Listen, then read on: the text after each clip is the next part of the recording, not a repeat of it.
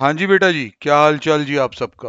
Hopefully आप समझ पाए होंगे कि पीजीपीपी आपके लिए कितना इंपॉर्टेंट है। काम तो कल ही शुरू हो गया था, तो आज दूसरा लेक्चर। अब विदाउट वेस्टिंग टाइम आगे बढ़ो बस। तो हमने लास्ट ये सेक्शन देखा, सेक्शन 30 किराए की बात करता है उस बिल्डिंग की जो बिजनेस के लिए यूज हो रहा है। फिर उसके म्यूनिसिपल टैक्सेस की भी बात करता है, उधर रिपेयर इंश्योरेंस की भी बात करता है। किराए की डिडक्शन तब मिलेगी जब आप किराएदार हैं। नोशनल या इम्प्लिसिट रेंट की डिडक्शन ओनर को नहीं मिलेगी। रिपेयर की डिडक्शन मिल सकती है, म्यूनिसिपल टैक्स की मिल सकती है। अब म्यूनिसिपल टैक्सेस में आगे जाके एक सेक्शन तंग करने वाला लिखना है तो यहाँ कहीं लिख के रख लो। 43B तंग करेगा जी। 43B आएगा, आगे जाके तंग करेगा।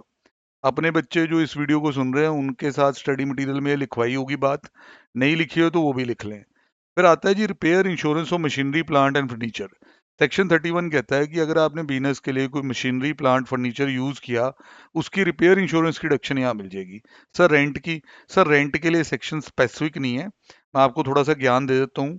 30 से 36 तक अपने पास स्पेसिफिक सेक्शन है, जहाँ खर्चे का नाम बताया हुआ और डिडक्शन मिलेगी, ये कहा हुआ है।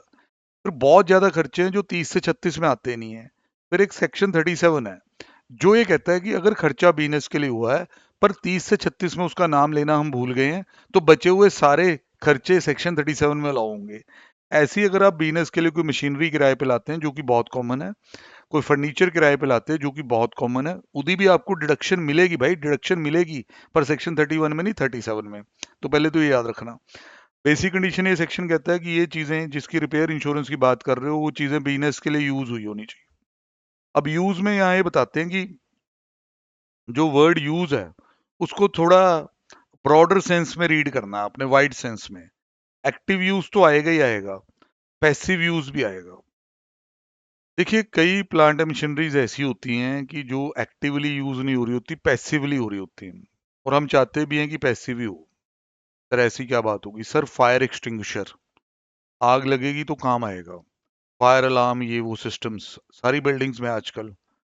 तो अगर क्वेश्चन ऐसा आए कि वो कहे जी आपने फायर एक्सटिंग्विशर की रिपेयर करवाई, फायर अलार्म सिस्टम की रिपेयर कराई, पर during the year there was no fire, so it was not actually used, और आप इस चक्कर में डिडक्शन ही ना दें रिपेयर की, कि आप कहें जी यूज ही नहीं हुआ मैं तो डिडक्शन ही नहीं दूंगा।